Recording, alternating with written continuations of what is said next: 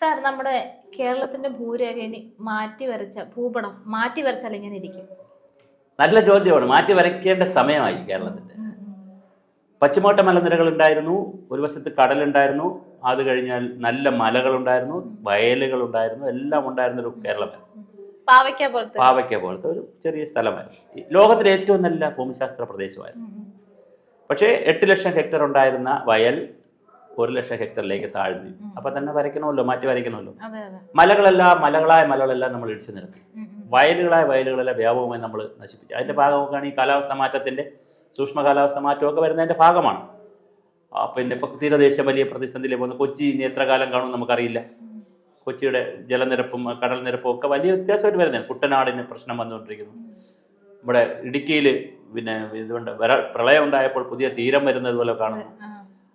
പഴയ കാലത്ത് ഏറ്റവും മുമ്പ് എടുക്കുമ്പോൾ കേരളത്തിൽ കടലും മലകളും മാത്രമേ ഉണ്ടായിരുന്നുള്ളൂ. ഈ ഇടനാട് പ്രദേശം കുറവായിരുന്നു. പ്രത്യേകിച്ച് ചങ്ങനാശ്ശേരി. ഇപ്പൊ ചങ്ങനാശ്ശേരി പോകുമ്പോൾ മണൽ കാണാം അവിടെ. അപ്പൊ അതിന്റെ അർത്ഥം എന്താണ്? പണ്ട് അവിടെ കടൽ ഇറങ്ങിയ സ്ഥലമാണ്. ഇപ്പൊ arts science college, Thiruvananthapuram arts science college, Thumba saint Xavier's college, airport, ഈ സ്ഥലത്തെല്ലാം മണലുണ്ട് വ്യാപകമായിട്ട്. അതിന്റെ അർത്ഥം എന്താണ്? ഇപ്പൊ കോളേജിനകത്തൊക്കെ മണലിലൂടെ നമുക്ക് പോകാൻ പറ്റും. അതിന്റെ അർത്ഥം അവിടെ പഴയ കടൽ ഇറങ്ങിയ സ്ഥലമാണ്. അപ്പൊ കടൽ ഇറങ്ങി, ഇവിടെ ഇറങ്ങിയെന്ന് പറഞ്ഞാൽ വേറെ എവിടെയോ കയറി.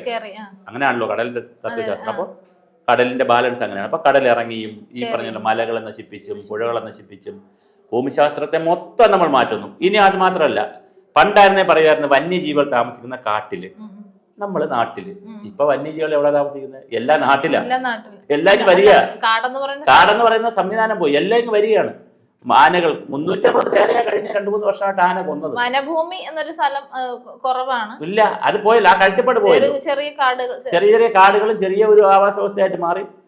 പുലി നാട്ടിലേക്ക് വരുന്നു, കാട്ടുകുരങ്ങ് വരുന്നു, കാട്ടുപന്നി വരുന്നു, ആന വ്യാപകമായിട്ട് വരുന്നു. ചെറിയ പ്രദേശങ്ങളായി മാറുന്നു, പ്ലാന്റേഷനുകളായി മാറുന്ന സ്ഥലങ്ങൾ. അപ്പോൾ തീർച്ചയായിട്ടും കേരളത്തിന്റെ ഭൂമിശാസ്ത്രം മാറ്റാമോ എന്ന് ചോദിച്ചത് വളരെ നല്ല രസകരമായ ഒരു ചോദ്യമാണ്. മലയാളി ചിന്തിക്കേണ്ട ചോദ്യമാണ്. നമ്മുടെ ഭൂപടം മാറ്റി വരയ്ക്കേണ്ട സമയമായി. കാരണം ഇത് മുഴുവൻ നമ്മൾ എന്ത് ചെയ്തു? ഒരു ജനത എന്നുള്ള നിലയിൽ നമ്മൾ വല്ലാതെ നശിപ്പിച്ചു.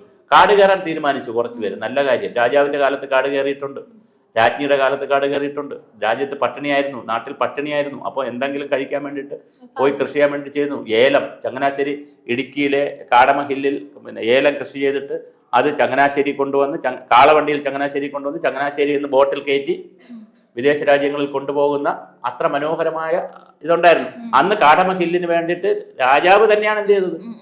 പോയി കയറിക്കൊള്ളാൻ പറഞ്ഞത്, കാട് കയറി കൃഷി ചെയ്യാൻ പറഞ്ഞത്, പിന്നെ പട്ടയം കൊടുത്തതൊക്കെ. പക്ഷെ അതൊക്കെ നമ്മൾ എന്താ അവസാനം സംഭവിച്ചത്? മൊത്തം കാടും കയ്യേറി. നമ്മുടെ ചുരങ്ങളൊക്കെ ഉണ്ടായത് രാജാക്കന്മാരുടെ. ഇപ്പം പുലനാർക്കോട്ടയിലെ എല്ലാ സ്ഥലത്തും അങ്ങനെ വന്നു. പക്ഷെ ഇതെല്ലാം നമ്മളിപ്പോ എന്ത് ചെയ്യുന്നു? ഇതെല്ലാം നശിപ്പിച്ച് കാട് ഏതാണ്, നാട് ഏതാണെന്ന് അറിയാൻ വയ്യ, പുഴ അറിയാൻ വയ്യ, വറ്റിപ്പോകുന്ന പുഴകൾ, വറ്റിപ്പോകുന്ന നദികൾ, കയ്യേറുന്ന കായലുകൾ, ഇങ്ങനെ കടൽ മുതൽ കാട് വരെ എടുത്താൽ നദിയുടെ ആഴത്തിൽ വ്യത്യാസം വരുന്നു. തീരം മുതൽ അങ്ങ് മുകളിലോട്ട് മലനിരകൾ വരെ എടുത്താൽ എല്ലാ ഭൂമിശാസ്ത്രവും എന്ത് ശ്രമിച്ചു? വളരെ വ്യാപകമായി നമ്മൾ കഴിഞ്ഞ 10, 25, 50 വർഷം കൊണ്ട് മാറ്റി തീർത്തിട്ടുണ്ട്. ആ മാറ്റി തീർക്കലിന്റെ ബാക്കി പത്രം കൂടിയാണ് നമ്മൾ ഇനി അനുഭവിക്കാനിരിക്കുന്നതും. ഇപ്പൊ അനുഭവിച്ചുകൊണ്ടിരിക്കുന്ന ചൂടും മറ്റു കാര്യങ്ങളും. ഈ സൂക്ഷ്മ കാലാവസ്ഥ, മറ്റേ കാലാവസ്ഥയുണ്ട്. കടലിൽ വരുന്ന പ്രതിസന്ധിയുടെ ഭാഗമായിട്ടോ അല്ലെങ്കിൽ ആഗോളതലത്തിൽ വരുന്ന കാലാവസ്ഥ മാറ്റം ഉണ്ട് നമുക്ക്. പക്ഷെ മനുഷ്യന്റെ ഇടപെടൽ കൂടി കൊണ്ട് കേരളത്തിലെ കാലാവസ്ഥയ്ക്ക് എന്ത് സംഭവിക്കുന്നു? ഈ മാറ്റമുണ്ട്. ഈ മാറ്റം വരുന്നത് കാലാവസ്ഥ മാറ്റം, അതുപോലെ തന്നെ മറ്റ് രോഗങ്ങളും മറ്റു കാര്യങ്ങളും വരുന്നത്. അപ്പൊ ഇത് വരുന്നതിന്റെ ഒരു കാരണം എന്താണ്? ഇതും കൂടി കൊണ്ടാണ്. നമ്മുടെ ഭൂപടം നമ്മൾ എന്ത് ചെയ്യാണ്? നമ്മൾ സ്വയമേ മാറ്റിക്കൊണ്ടിരിക്കുകയാണ്. ഒരു മലയും നമുക്ക് വേണ്ട. ഒരു വീട് വയ്ക്കണമെങ്കിൽ ഓടിച്ചെല്ലുക, JCB കൊണ്ടുപോവുക, കട്ട് ചെയ്യുക, ഫ്ലാറ്റ് ആക്കുക. സർക്കാരിന്റെ നിയമം അനുസരിച്ച് ഒരു വീട് വെക്കണമെങ്കിൽ അവിടെ ഒരു മരമെങ്കിലും, അതായത് ഫലം തരുന്ന വലിയൊരു മരം, അത്യാവശ്യം കാതലുള്ള നല്ല വലിപ്പം വരുന്ന ചാമ്പയ്ക്ക പോലത്തെ ചെറിയ ചെടികളല്ല, വലിയ മരം തന്നെ വേണമെന്നാണ് കോർപ്പറേഷനകത്ത് ഒരു വീട് വെക്കുന്നത്. പക്ഷെ ഇതൊക്കെ ആരാ പാലിക്കുന്നതെന്ന്? ഇപ്പൊ റെയിൻ വാട്ടർ ഹാർവെസ്റ്റ് ചെയ്യണമെന്ന് പറയുന്നു, മരം വെക്കണമെന്ന് പറയുന്നു, വേസ്റ്റ് മാനേജ് ചെയ്യണമെന്ന് പറയുന്നു. ഇതൊന്നും പാലിക്കപ്പെടുന്ന രീതിയല്ലല്ലോ. ഇപ്പൊ നമ്മൾ എഞ്ചിനീയറിംഗ് കോളേജ് പഠിപ്പിച്ചു വിടുന്നത് എന്താണ്? കട്ടിങ് ആൻഡ് ലെവലിംഗ് ആണ് ആദ്യത്തെ ചാപ്റ്റർ തന്നെ. ഒരു പ്രദേശത്ത് ചെന്നാൽ കട്ട് ചെയ്യുക, ലെവൽ ചെയ്യുക, എന്നിട്ടേ അവിടെ കൺസ്ട്രക്ഷൻ ഉള്ളൂ. അപ്പൊ ഇതെല്ലാം കൂടി നമ്മുടെ കേരളത്തിന്റെ ഭൂപടത്തെ എന്ത് ചെയ്തു? മാറ്റി വരയ്ക്കേണ്ട രീതിയിലേക്ക് കേരളം മാറിക്കഴിഞ്ഞു. അപ്പൊ വളരെ ഗൗരവമായ മഴയുടെ മാത്രമല്ല, മഴ സീസൺ ഭൂപടത്തിന്റെ ഭാഗമായിട്ടല്ലേ മഴയുടെ കലണ്ടറൊക്കെ വരുന്നത്. ഇവിടെ ഇപ്പൊ മഴയുടെ കലണ്ടർ മാറിയല്ലോ. നമ്മുടെ ഈ സ്കൂൾ തുറക്കുന്ന സമയത്ത് അതെല്ലാം ആ സീസണെല്ലാം വ്യത്യാസം വരും. കാരണം എന്ന് പറഞ്ഞാൽ നമുക്ക് 120 ദിവസം മഴ കിട്ടുന്നത് കാലവർഷം എന്ന് പറയുന്നത് കാലവർഷം എന്ന് പറയുന്നത് അതിന്റെ സീസൺ മാറുന്നു, തുലാവർഷത്തിന്റെ കണക്ക് മാറുന്നു, വേനൽ മഴ നമുക്ക് കിട്ടുന്നില്ല. മഞ്ഞുകാലം കഴിഞ്ഞ 2 സീസണിൽ ശബരിമല സീസൺ ഇപ്പൊ ഡിസംബർ ജസ്റ്റ് നടന്നുകൊണ്ടിരിക്കുകയാണല്ലോ. ഡിസംബർ എന്ന് പറയുന്നത് എന്ത് കാലമാണ്? മഞ്ഞിന്റെ കാലമാണ്. പഴയ കാലത്ത് ശബരിമല ക്ഷേത്രത്തിൽ പോകുന്നവരെല്ലാം പുതപ്പോ ഷാളോ കൊണ്ടുപോകും, തണുപ്പായതുകൊണ്ട്. ഇപ്പം മഞ്ഞില്ല, വയനാട്ടിൽ മഞ്ഞില്ല. അപ്പൊ മഞ്ഞുകാലം പോയി കേരളത്തിൽ.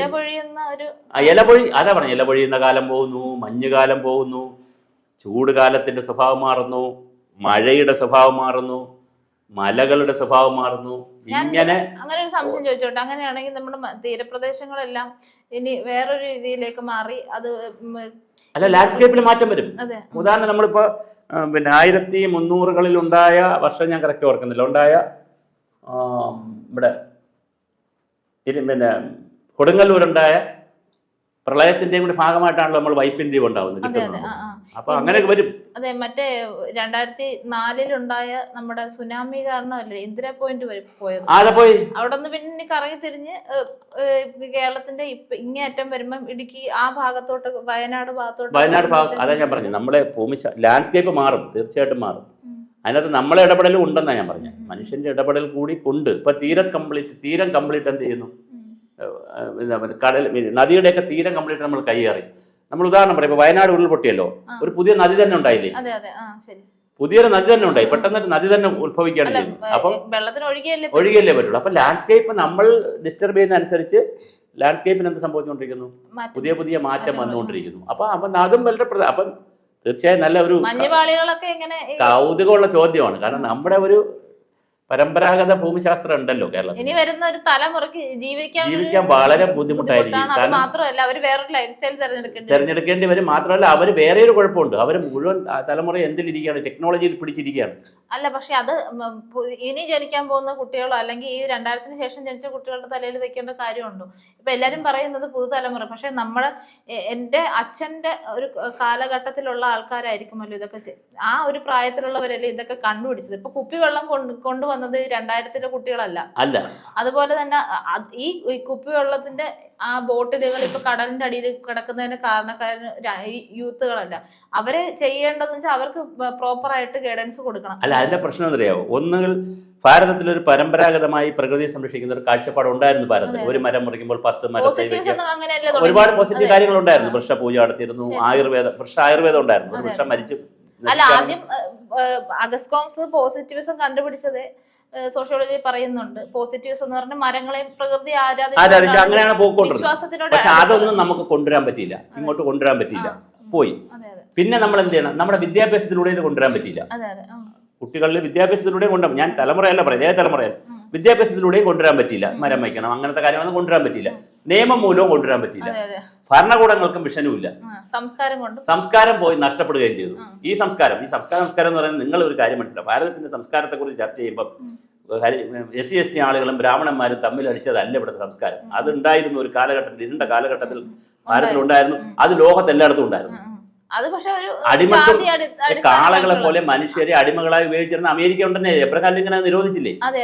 അല്ല, ഞാൻ ചോദിച്ചത് ആ സംസ്കാരം അല്ല, അതിപ്പം ജാതി സംസ്കാരം വേറെ, അത് വേറെ കാലഘട്ടമാണ്. വേറൊരു സംസ്കാരമുണ്ട്. നമുക്ക് മരങ്ങളെ സംരക്ഷിക്കുന്ന, പുഴകളെ സംരക്ഷിക്കുന്ന, കാവുകളെ സംരക്ഷിക്കുന്ന ഒരു സംസ്കാരം നമുക്കുണ്ടായിരുന്നു. ആരാധന പോലും ഉണ്ടായിരുന്നു. ആരാധന വേണ്ടോന്നുള്ളതല്ല, പക്ഷേ അതുണ്ടായിരുന്നു. ആ സംസ്കാരം, നമ്മളെ വിഷയം അതാണ്. സംസ്കാരവും കിട്ടിയില്ല മനുഷ്യർക്ക്, നിയമവും കിട്ടിയില്ല, വിദ്യാഭ്യാസത്തിലൂടെയും വന്നില്ല. കിട്ടിയ ജനത എന്ത് ചെയ്തു? ഒരു തലമുറ കംപ്ലീറ്റ് സുഖമായിട്ട് ജീവിച്ചു, അർമാദിച്ച് ജീവിച്ചു. ഇപ്പൊ എന്താ സംഭവിക്കുക? ഇനി വരുന്ന തലമുറയ്ക്ക് ഈ ബോധ്യവും ഇല്ല. നമുക്ക് 2 നഷ്ടപ്പെടുത്തലുണ്ടാക്കി. ഒന്ന്, ഉള്ളതിനെ നശിപ്പിച്ച് ഭൂപടവും പോയി, എല്ലാം പോയി, പുതിയ ഭൂപടമാക്കി.